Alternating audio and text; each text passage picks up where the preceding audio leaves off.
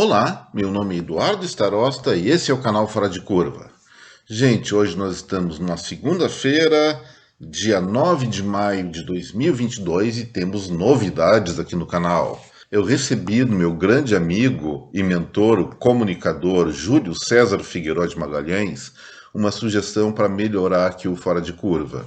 Se na sexta-feira nós temos o resumão semanal e na segunda-feira normalmente não acontece muita coisa, ele me sugeriu: por que na segunda-feira, já que nesse dia tradicionalmente acontece muito pouca coisa em termos econômicos e políticos, você não aproveita o dia, a transmissão, para mostrar para os teus assinantes, para quem assiste o Fora de Curva, o que vem pelo resto da semana? Achei a ideia excelente e vou adotar. Toda segunda-feira o título vai ser O que vem por aí e o número da semana que nós estamos tratando. Só para esclarecer, eu estou enumerando o resumão semanal da sexta-feira desde a primeira semana desse ano de 2022. Então fica 01/22, 02/22. Com o que vem por aí vai ser a mesma coisa. Só que nós vamos começar, evidentemente, da semana número 19/2022. Então vamos lá, mas antes disso eu queria colocar uma coisa que eu vi que é interessante nós discutirmos da própria segunda-feira. O Paulo Guedes, junto com a equipe econômica e vários setores da sociedade, vem exaustivamente discutindo a questão da reforma tributária, especialmente do imposto de renda nesse momento. E a proposta do Guedes é reduzir carga fiscal das empresas, o que eu acho excelente, mas em compensação aumentar o imposto de renda sobre as grandes fortunas. Aí eu vou me colocar no lugar de quem tem uma grande fortuna. O que eu faria com meu dinheiro? Eu chegaria, como eu sou bonzinho, eu vou aceitar contribuir com o meu país e aceito aumentar a carga fiscal sobre a minha renda, já que é imposto de renda. Ou posso pensar o seguinte: o Brasil já tem uma carga fiscal enorme, eu consegui acumular essa fortuna com os meus méritos ou dos meus antepassados, e agora eles querem cobrar mais sobre isso, isso que faz com que eu reinvista na economia brasileira e gere mais riqueza ainda, eu vou me mandar daqui, eu vou colocar minha grande fortuna em outro lugar. E, gente, isso é normalmente o que acontece quando um país cria esse tipo de imposto sobre grandes fortunas. Ao invés de aumentar a receita, de aumentar a base tributária, não. Diminui a base tributária porque esse dinheiro todo acaba migrando para outro país que não exige uma carga fiscal tão elevada porque a pessoa é rica. Então acredito eu que essa questão deva ser pensada de maneira muito melhor. Acho que o imposto de renda, se for cobrado de maneira mais inteligente e neutra, tem muito mais de bom a trazer para a sociedade brasileira. Pode sim diminuir a carga fiscal, que com uma carga fiscal menor, a economia tende a girar mais rápido e gerar inclusive mais recursos para o próprio Estado no médio e longo prazo. Espero realmente que o Guedes mude de opinião em relação a essa proposta. Mas agora, o que vem por aí? O que vai acontecer durante essa semana? Eu já fiz algumas anotações, acredito eu que esse quadro do Fora de Curva vai se desenvolver conforme o tempo, a intenção é manter ele, se a audiência evidentemente crescer, porque agora está muito pequena, não deu para viabilizar o canal ainda, mas vamos lá, gente. Na terça-feira, nas Nações Unidas, vai ter uma eleição no âmbito da Assembleia Geral da ONU para eleger o sucessor da Rússia no Conselho de Direitos Humanos.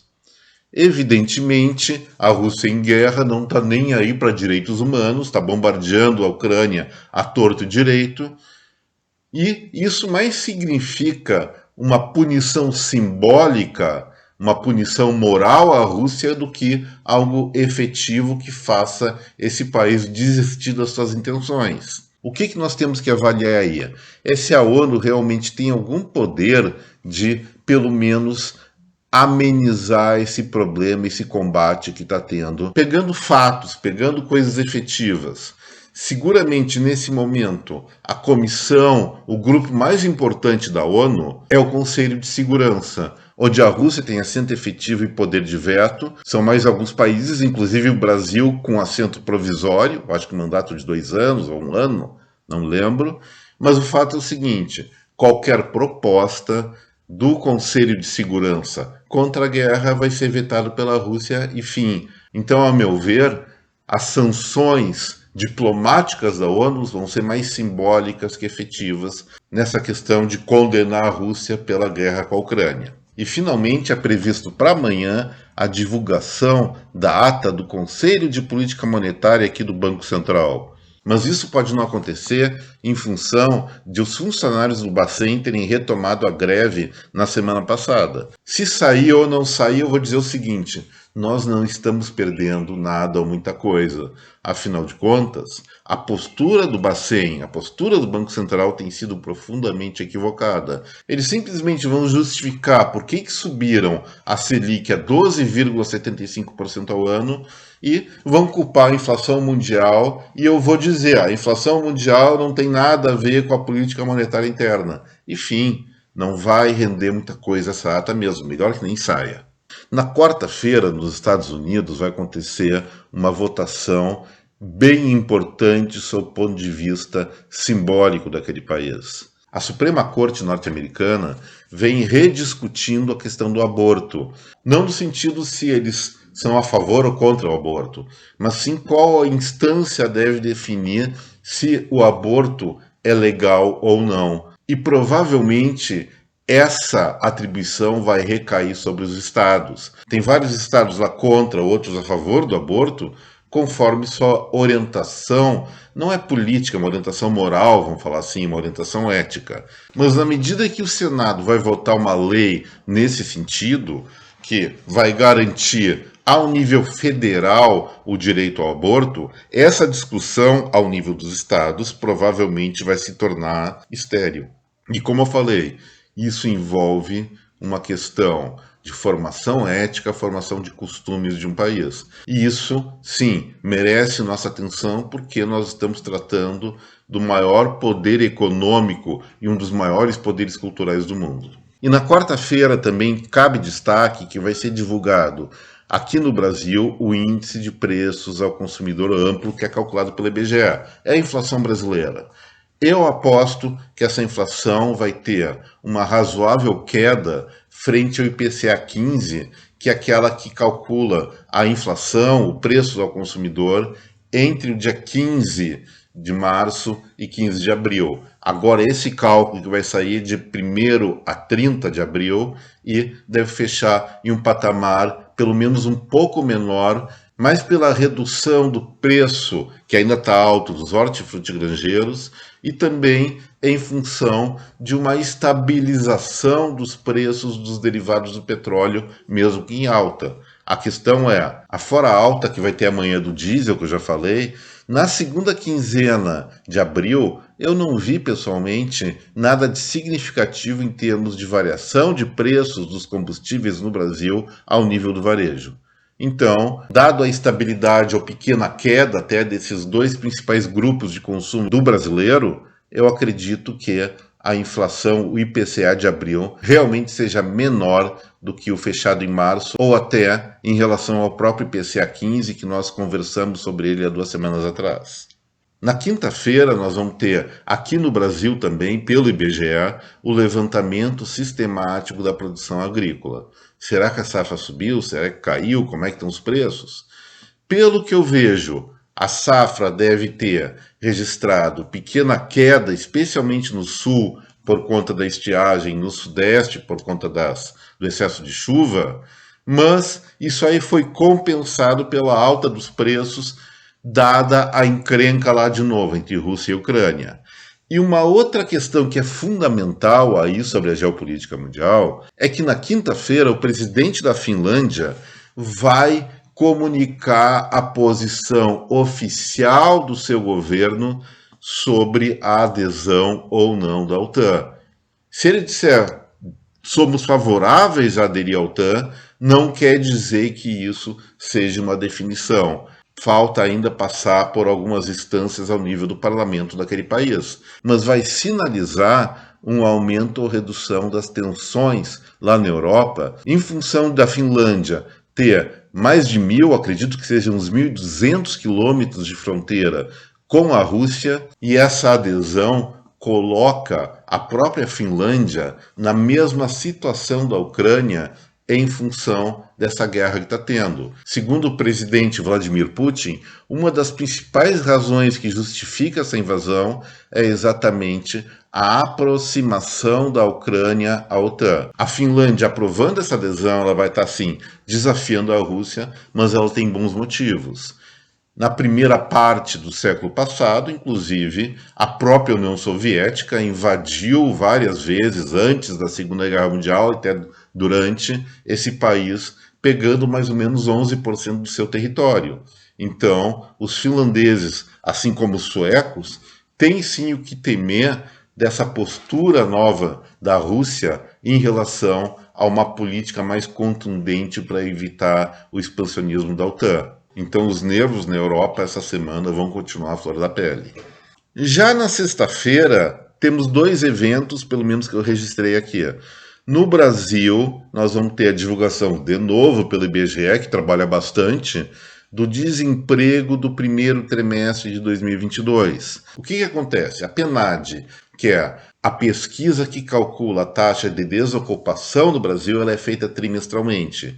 Então, a última informação que nós tínhamos era de dezembro, janeiro e fevereiro, ou seja, 1 mês de 2021 e 2 meses de 2022. Agora, na sexta-feira, vai ser janeiro, fevereiro, março, ou seja, primeiro trimestre fechado desse ano. Acredito que a tendência é que o desemprego no Brasil se mantenha estável e até caia um pouquinho em função de resultados que já deram para ver de alta na arrecadação em função de melhora da atividade econômica, especialmente no setor de serviços aqui no Brasil. E outro evento que vai acontecer também na sexta-feira e que deve merecer nossa atenção conforme a qualidade dos assuntos que forem debatidos lá, é verdade, é a reunião dos ministros da agricultura do G7, que são aqueles 7 países mais industrializados do mundo. Eles vão abordar seguramente a questão da oferta e demanda de alimentos no mundo, dadas as dificuldades de escoamento de safra, especialmente oriundas de grandes fornecedores de alimento para o mundo. Estou falando de novo de Ucrânia, 6º maior exportador de cereais do planeta, e Rússia também, que produz muita comida, muito alimento. Em função dessa guerra, depois da Covid, isso continua alavancando o preço dos alimentos, a inflação desse setor no mundo inteiro, e talvez no G7 se tenha alguma luz em relação a essa questão.